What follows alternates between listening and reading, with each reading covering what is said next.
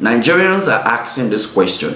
If they are saying that they should respect gender equality, and then somebody who is a transgender and somebody who moved from male to female or from female to male, you have to respect them as well. Following the report by the Daily Trust of the Samoa deal, of which the federal government wants to collect a loan worth $150 billion from the European Union, which has caused a lot of controversy within a couple of days.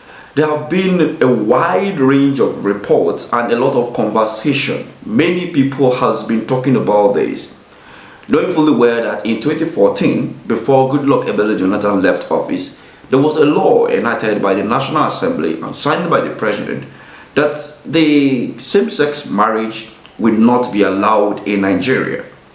But before we dive into the issues and how the National Assembly responded to it yesterday, let's quickly look at what some imams are saying from Kaduna. The council vehemently condemns the Samoa deals as it relates to LGBT rights.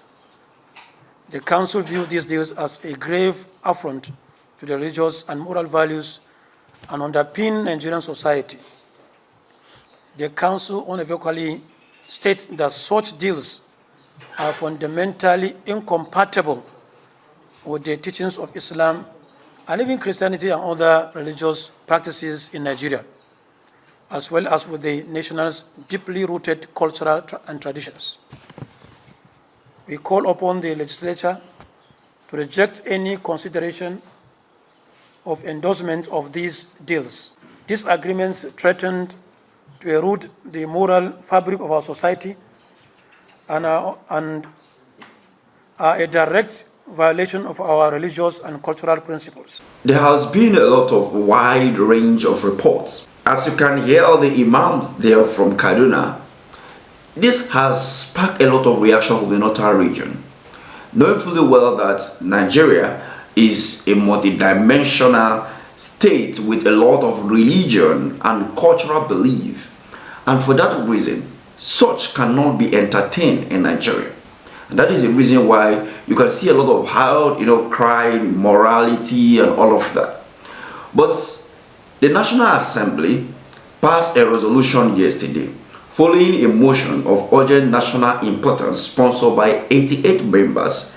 The House of Representatives has asked the federal government to suspend the implementation of the Samoa Agreement until all controversial clauses are addressed and spelled out. In a move, the motion on Tuesday, a member of the House of Assembly, Aliu Maduke, who happens to be the minority leader, drew the attention of the House to the clause which highlighted gender equality and described it as a Trojan horse which could violate the morals of the country.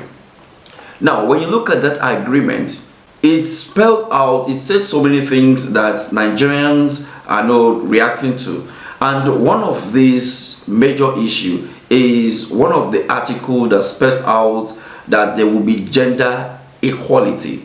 And for that reason, Nigerians are beginning to ask questions.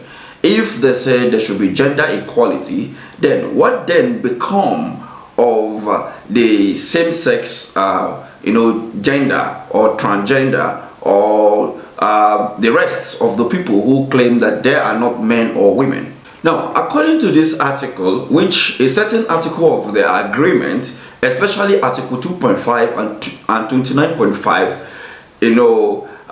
legalize LGBTQ, transgender, abortion, teen sexual abuse, and preservative in African countries. The Lagos-based lawyer who doubled as the chairman of Human and Constitutional Rights Committee, African Bar Association, wrote in his article published by Daily Trust on July 3rd, which was the article that sparked the whole lot of reaction in Nigeria. Contrary to his claim, according to Premium Time, they say that the parties shall systematically promote a gender perspective and ensure that gender equality is masterminded across all policy.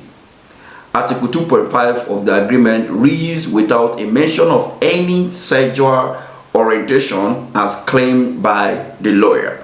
Now, when you look at this carefully, let's look at the press briefing by the Minister of Budgets, Planning, and as well the Minister of Communication. At a press conference on Saturday during the weekend, the Minister of Budget and Economic Planning, Atiku Bagadu, alongside his counterpart in the Ministry of Information, Mohammed Idris, said Nigeria won't enter into an agreement that will contradict the Constitution as well as the religion and cultural sensibility of the heterogeneous people of Nigeria. Let's leave this grammar by those two ministers. In 2022, we saw that the APC came up with a plan of a Muslim ticket. Now, they did not remember that Nigeria is a nation with a lot of heritage, cultural, religion, and all of that. But they choose to abandon that and they came up with a Muslim ticket, meaning that they did not recognize that other traditions, other religion are in Nigeria, like Christian, traditional worshippers, atheists, and Judaism, and all of them. And they went ahead with the Muslim ticket to gain power, to gain support, and all of that. Now they are telling us that they will not go into any agreement because Nigeria is a heterogeneous state. You know, we have a lot of cultural belief and all of that, so they will not tamper with that. But they did that in 2022, and now they won the election, or they were declared by the INEC as the winner of the election in 2023. So what will now make you to believe that they will not go in such agreement? That is the reason why Nigerians are scared and they are asking so many questions.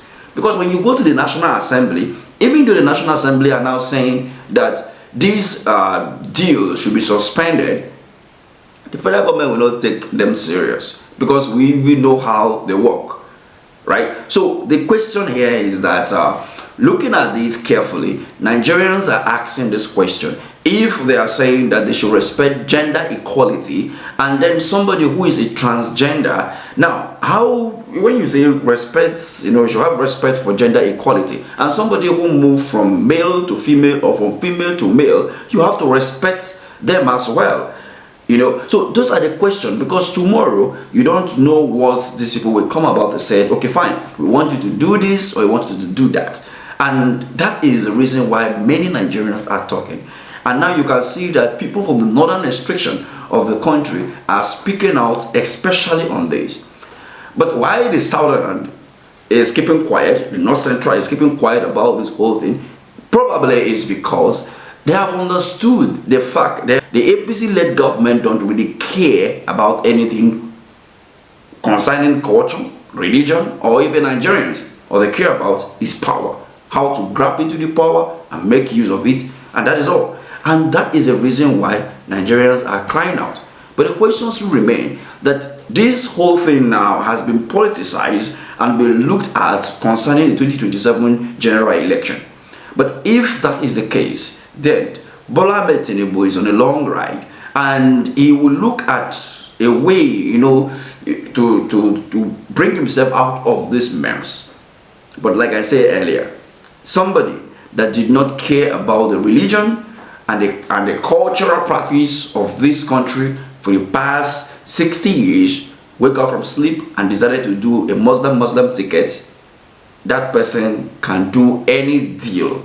I mean, can do anything, and anything they said cannot be trusted. That is just the fact, because the stats are before us, the numbers are there before us, the behaviors are there before us. So what is it? Let's have a take at the comment section. Thank you for watching.